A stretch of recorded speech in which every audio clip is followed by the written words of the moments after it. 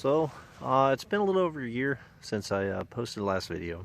In this video, I'm just going to go over, three basic points. I'm going to go ahead and kind of review my gear with the M and go over, the highs and lows and the goods and the bads. We're going to go over whether or not I would recommend somebody use an antique tractor for their primary tractor, and also some of the changes that I've made to the tractor since the last time I posted a video.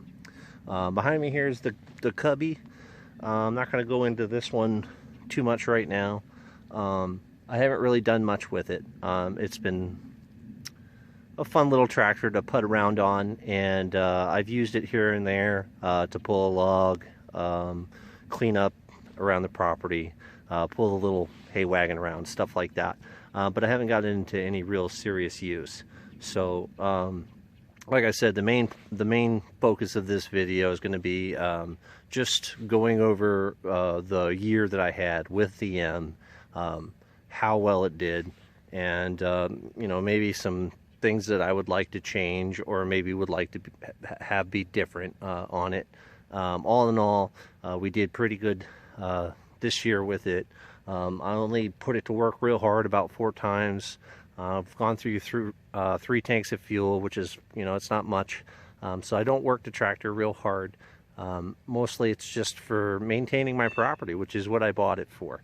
Also, I want to use it as far, hobby-wise. I would like to be able to make hay out here and stuff and run a baler, which is part of the reason why I ended up settling on the tractor that I did. And now for a shameless plug. I'm a woodworker for a living. In order to continue to play with my tractors and get new implements and put new videos up, I need to make money. So if you're interested, stop by burlymanspecialties.com and see what we have to offer. I'm also got another YouTube channel that I just started, and that is to do with my woodworking endeavors. So if you could subscribe and like to the new channel, I would greatly appreciate it. So we're in the old shed here with the M.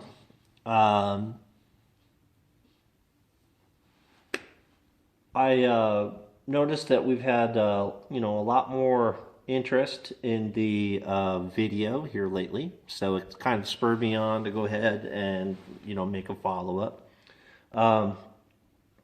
It was a good year with the M. I used a couple of different attachments on it. I have got a 7-foot sickle bar mower that we used to knock the field down one time, and that actually turned out really great. One of the issues, it wasn't really an issue, it was just something that I didn't like, is I let the field get up real tall and go to seed before I cut it the first time. So I have some broom straw and stuff like that. It's not a super great established hay field yet. So there's a lot of seed heads on the top of the plants. So being able to stay out of the tall stuff and to lay a 7-foot swath down at a time worked out really great. I actually also fixed my hydraulic issue. I ended up putting an auxiliary tank on the tractor, which I'll show you in a little bit. And then we also used, again, a 6-foot bush hog this year. And it did as well with that as it did previous. So in general, it's kind of a rule of thumb. I don't know, this is just my opinion. You need probably about 50 horsepower if you're going to run a baler. And and if you have any hills or grades or anything like that, you want enough tractor to where you're not overworking it. You don't want it to overheat because it's trying so damn hard on the hills. So that gets kind of tough, because if you start looking for a tractor that's over 50 horsepower, boy, they get expensive, and they get expensive fast. And this is part of the reason why I ended up settling with the M. And I say settle, I mean, I'm pretty thrilled with it.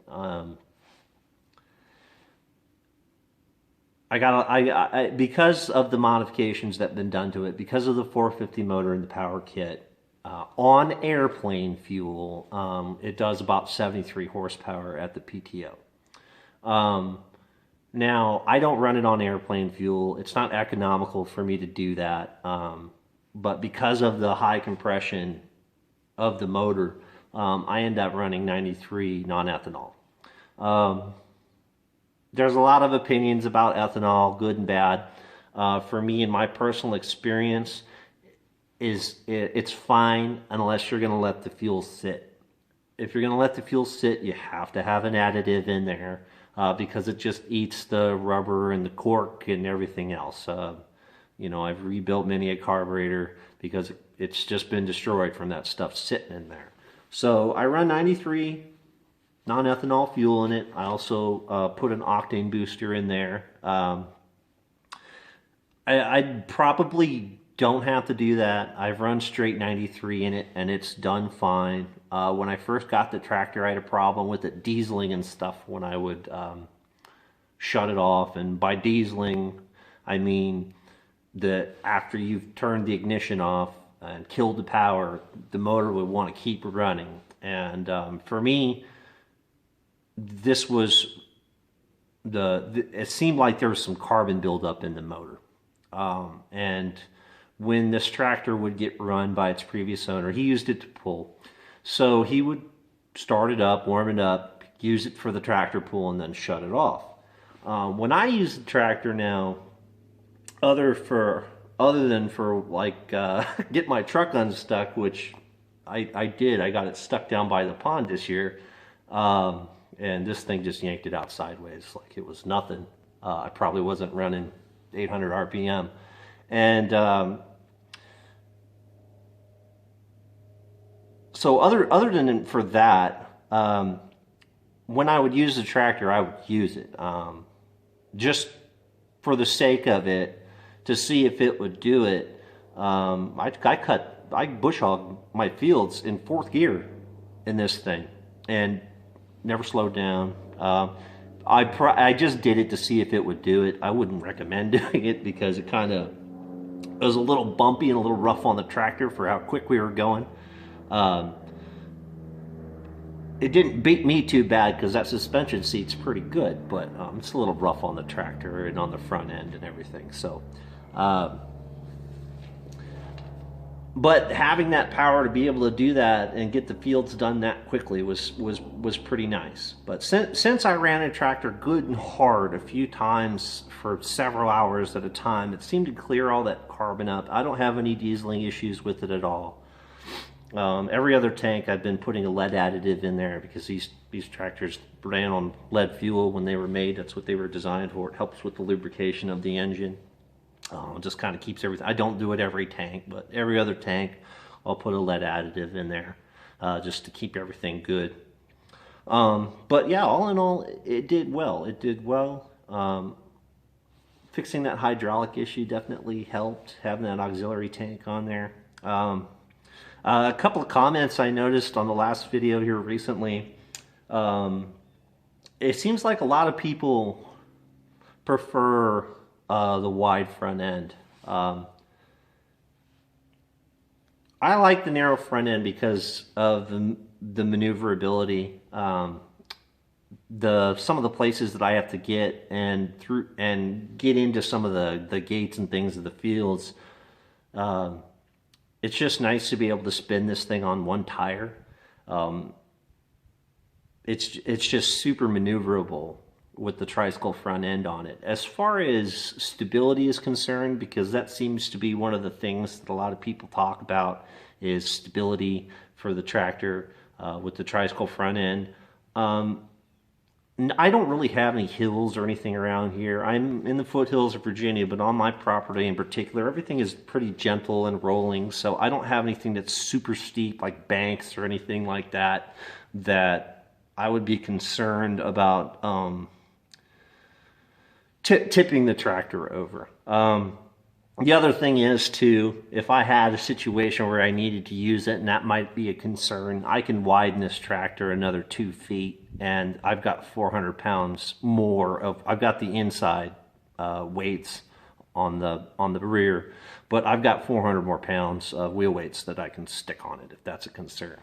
Also, as far as adding weight to the front end, I've got some wheel weights on the front as well, and you know, all in all, it does pretty good. As far as steering is concerned, with that big bush hog on the back of this thing, it can be a little precarious, but you know, that's why it has, you know, those individual rear brakes. I always unlock my rear brakes when I go to cut or do anything of that nature, and you know, it makes it very easy to steer. You essentially steer with your rear wheels at that point. But really, the only trouble that I've had as far as steering is concerned would be at real slow speed, and yeah, it's been pretty good. As far as would I recommend that everyone go get an antique tractor to keep up with their property or do what they need to do? I guess the short answer would be no. There's a lot of drawbacks to an antique tractor. There's zero safety equipment on this machine. Gentleman up the road, I think 4 or 5 years ago, I think he had an old Ford Jubilee or something like that, but you know, it's the same difference. It's an older tractor and no safeties, and he, for one reason or another, I'm sure he was not doing something that was probably what he should have been doing, but he fell off his tractor, and long story short, it ran him over with the bush hog and killed him. So yeah, the thing is if this thing is running and it's in gear and that's it, it's moving forward. There are no safeties. This tractor, if it were in gear running without me on it at idle in first gear, would just drive clean through this building, and it would take something fairly solid to stop at a pretty big tree or something along those lines. So that's a concern. Also, there's no power or anything on this tractor. It's all mechanical. So it's an arm wrestling match. This is not an easy tractor to steer. It's because of the gear ratio in it as well. You got to spin that wheel a bunch of times, especially if you need to turn sharp.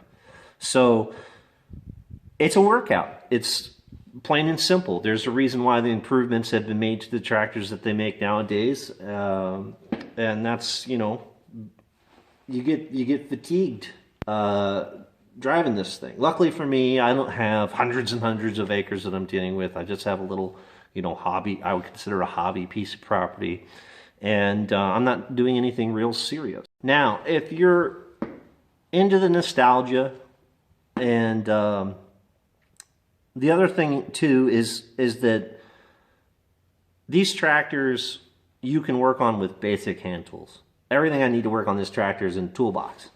Crescent wrench, couple screwdrivers, some big channel lock pliers. You know, that'll get most jobs done in general, as far as little piddly maintenance stuff that you have to do, or switching stuff out, switching implements out.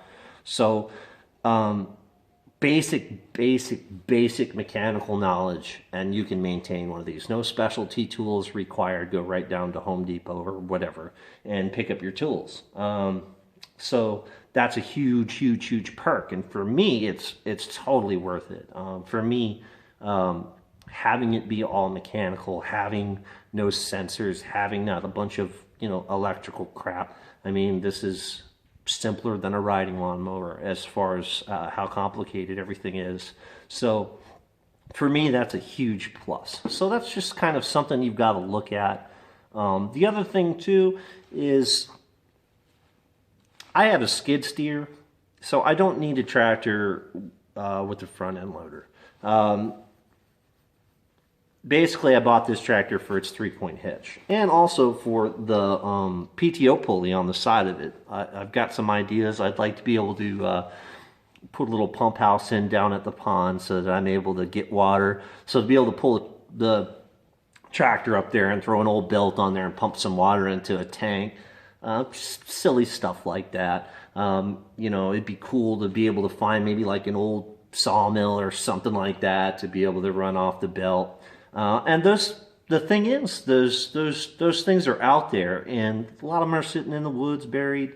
But because of the way that they made stuff then, a lot of that stuff, you just cleaned it up, you know, oil it up, throw some paint on it maybe, and you know, it's good as new. This tractor here was a basket case. It was in several pieces, I believe.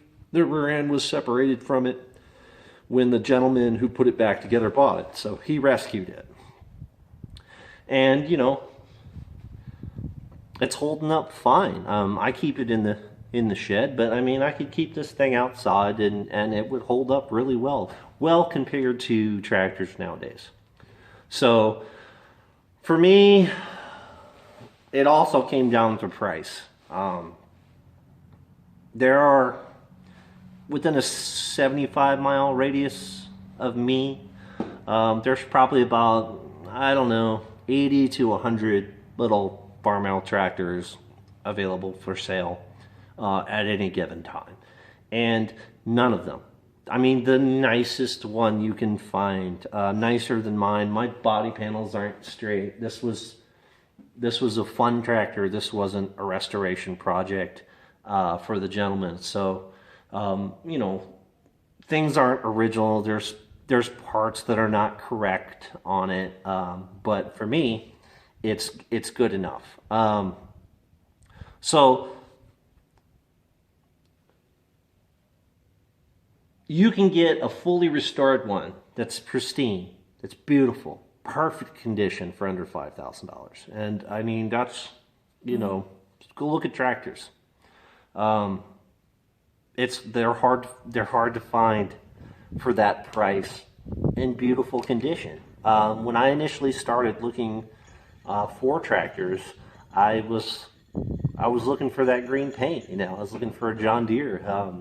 I've had some experience with John Deere's in the past. I worked at a John Deere dealership for a time, and they're very good tractors, and their reputation is well deserved. But at the same time, that green paint, man, that's what you pay for a lot of times. You're going to pay a pure premium. I mean, the thing could have not one speck of that green paint left on it, and people still want an arm and a leg for them. So it's just not for me. It wasn't in the cards. I went and I looked at several tractors. A gentleman had a 70s model that had a loader on it. Every part of this tractor was just war jam out. You could tell that tractor had gotten its use out of it. They had welded on some Tractor Supply cylinders, didn't have original cylinder on it anymore.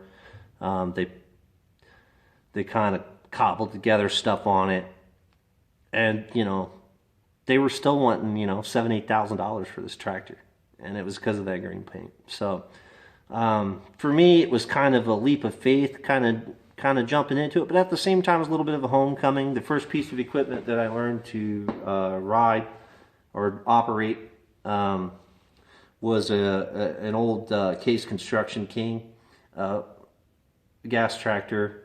I think it was a 70s model. And later in life, I actually owned a 66 Construction King. And so it's that international 4-cylinder. So when I heard this thing running for the first time, it was a very familiar sound and kind of made me warm and cozy inside. So I'm very happy with my decision. And since I've owned these tractors, I've tried to educate myself more about Farmall and just kind of the role that they played in the history of agriculture in our country. You know, this tractor was plowing fields during World War II. For me, that's very cool. When I sit in the seat and look over that long hood, you can't help but feel connected, you know, to the people then where you could humbly make your way with a family farm, which is not something that you can do nowadays. Nowadays, we have to be very creative about how we make our living. Okay, so here we are. Got the auxiliary hydraulic tank there installed temporarily. Obviously, this is not a permanent deal here, but worked good for testing it out, make sure everything was going to work fine. I wasn't sure if the live hydraulic pump actually worked, but it does, and the tank works quite well. So this winter here, we're probably going to work on a more permanent mount for this that doesn't look so janky. And but it worked good. It held up fine. I mean, it worked for testing it out. So, you know, there you go. Like I said, I wasn't sure if everything was going to pan out the way I had hoped. But yeah, that's it. Hope you enjoyed the video. Like and subscribe to my channel. And hopefully there'll be more Farmall related videos to come.